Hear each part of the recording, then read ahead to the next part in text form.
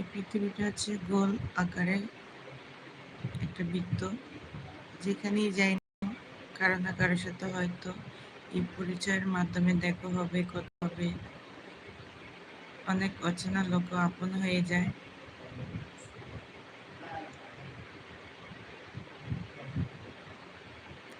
আমার এই রাতের লাইভ ডিম লাইটের আলো কেমন লাগছে কমেন্টের মাধ্যমে জানতে চাই।